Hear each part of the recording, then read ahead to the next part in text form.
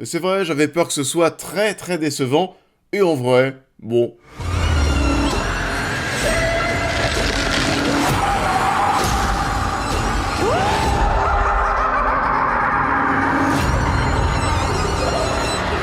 Bonjour à tous, et bien écoutez, j'espère que tout va bien, on se retrouve en ce début de semaine pour parler de ça. Bienvenue à Derry, la saison vient de se terminer. Alors oui, bien sûr, la grosse actu de la semaine, la grosse sortie, ce sera Avatar de Feu de Cendre.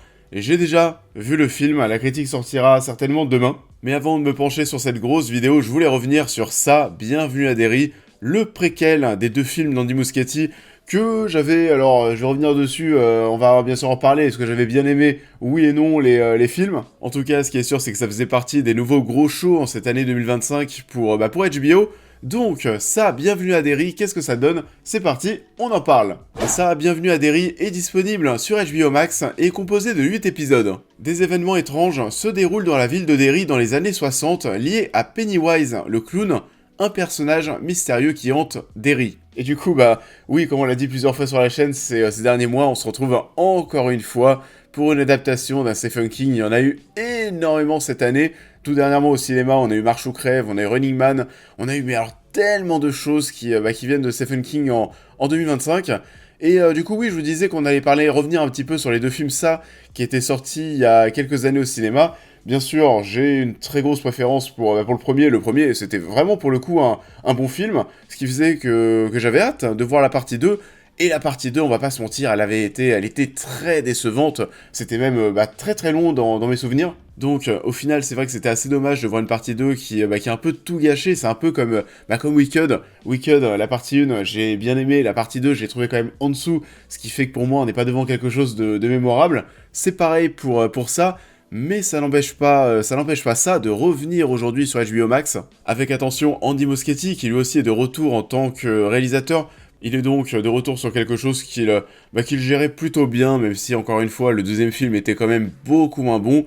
Mais voilà, c'est rien à côté de son abominable The Flash, qui était vraiment catastrophique. Et d'ailleurs, il est toujours prévu, alors c'est marrant, il fait un petit chassé-croisé à chaque fois entre ça et l'univers DC Comics, parce qu'aujourd'hui, il est encore prévu pour réaliser le Batman de l'univers DC Comics de James Gunn, le futur Batman. On en reparlera dans quelques années si ça arrive vraiment, vu comment ça piétine. Et du coup, qu'est-ce qui est prévu au programme aujourd'hui? Disparition d'enfants dans cette série d'horreur aux thématiques...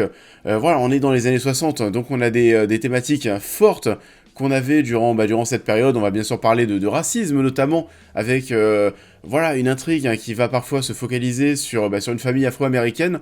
Et pour le coup, ce qu'il faut vraiment retenir, et c'est vrai que je savais pas trop ce que ça allait donner. Alors on sait bien sûr ça, c'est une saga d'horreur, et là pour le coup, on est sur une vraie série d'horreur. Et c'est quelque chose en soi d'assez rare, et c'est vrai que je me demandais où allait être positionné, vous savez, le curseur horreur avec ce show, quel allait être le degré d'horreur dans ça, Bienvenue à Derry. Il faut quand même se l'avouer, on n'y a pas été de main morte.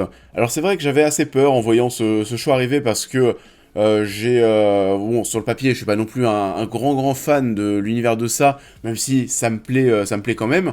Mais j'ai eu un peu peur au départ parce que les premiers épisodes m'ont peu emballé. Je dirais que le premier épisode et le troisième, ouais, pour le coup, j'ai pas trop kiffé. Le deuxième était bien, mais pour le coup, c'est vrai que je savais pas trop si ça allait vraiment m'intéresser jusqu'au bout, jusqu'à l'épisode 8. Et j'ai quand même l'impression qu'il y a eu une vraie montée en puissance au fur et à mesure ensuite des épisodes. À partir de l'épisode 5, ça devient quand même pas mal. Donc oui, j'avais vraiment très peur de vivre une seconde mauvaise expérience comme la série Alien qui a eu cette année, qui était vraiment pas dingue.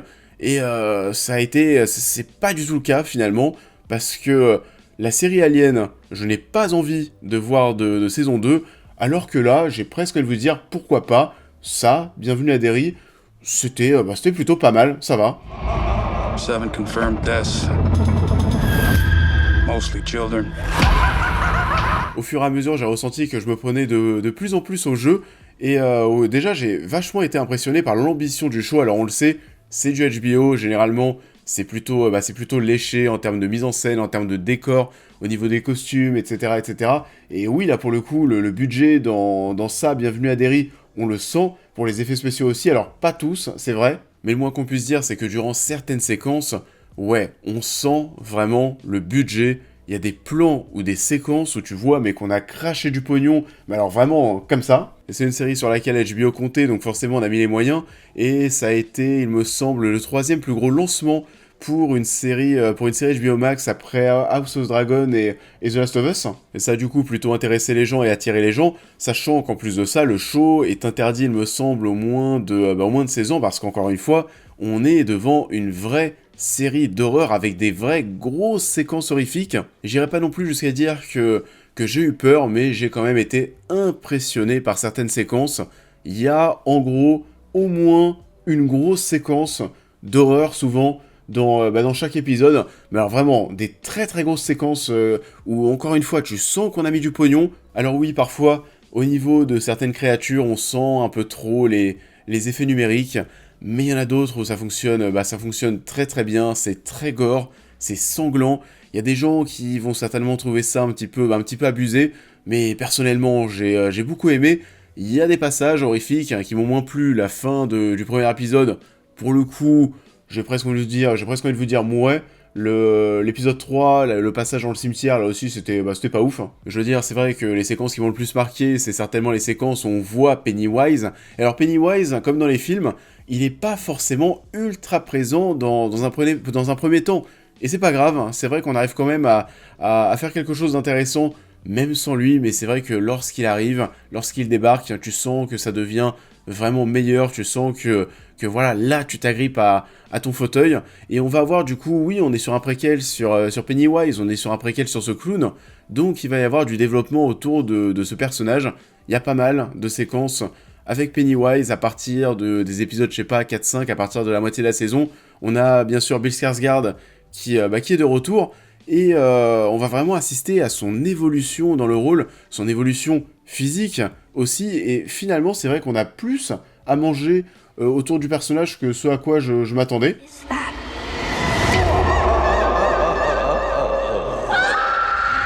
Donc c'était vraiment très cool sur ce point, et j'ai beaucoup aimé bien sûr tout ce contexte autour des années 60 dans lequel on va être immergé, les manigances de l'armée, la découverte des ovnis ou des extraterrestres, le danger atomique, et cette famille, oui, que j'ai beaucoup aimé suivre, et toutes les histoires autour du racisme que l'on va suivre avec un épisode 2 qui m'a beaucoup plu, moi, tout le passage avec cette femme là qui voit des enfants se battre dans la rue, qui sont en train de maltraiter donc un autre enfant qui va essayer de le défendre, et tu vois tout le monde en train de la dévisager parce que oui, elle est noire. On te montre vraiment comment les Afro-Américains sont traités. Il y a d'autres séquences qui sont assez marquantes, même dans cet épisode 2, la séquence au supermarché, ça aussi, hein, c'était mémorable. L'épisode 7 aussi, il y a beaucoup de choses qui sont marquantes. Toute la séquence, bien sûr, de l'incendie, ou même là, en termes de mise en scène, voilà, encore une fois, on sent qu'il y a de l'ambition, on va essayer de te faire du plan séquence.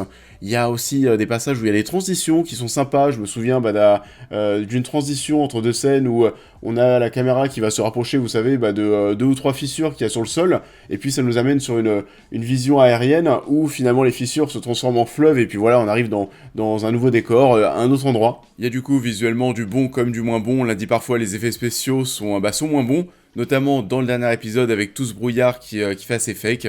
On va suivre aussi un nouveau groupe d'enfants, un nouveau club, des losers, qui est plutôt sympathique pour certains, même si bon, j'ai pas non plus développé de grosses attaches pour ces personnages.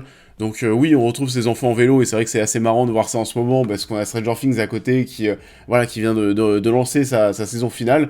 Oui, il y a des similitudes, mais bon, c'était déjà comme ça dans ça, c'est normal. On va quand même avoir des surprises d'ailleurs autour de ces gosses, parce que même si je vous disais que j'étais pas forcément fan de la fin de l'épisode 1, d'un point de vue technique, au niveau de la créature, on a quand même des vrais morts d'enfants dans cet épisode 1, et ça c'est quelque chose, je m'y attendais pas forcément. Donc oui, c'était quand même assez surprenant, mais comme j'étais en train de le dire, j'ai pas non plus développé de grosses attaches pour ces personnages.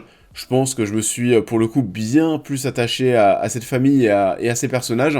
Donc, voilà, au global, moi, cette série, je ne pense pas que ça fera partie des tops de l'année, mais c'était quand même meilleur que ce à quoi je m'attendais, et il y a des séquences horrifiques qui valent quand même le détour. Du coup, si vous aimez plutôt bien l'univers de ça, ou que vous aimez bien en règle générale les séries horrifiques, je peux quand même vous conseiller de vous pencher dessus, sachant qu'il y aura 2 autres saisons, la saison 2 et la saison 3, qui se dérouleront respectivement plutôt dans les années 30 pour l'une, et l'autre en 1908, il me semble, parce que oui, ça, le clown, Pennywise, il revient tous les 27 ans. On est donc face à un nouveau show important pour HBO Max, et j'ai assez hâte, finalement, de voir la suite, alors que j'en attendais pas grand-chose.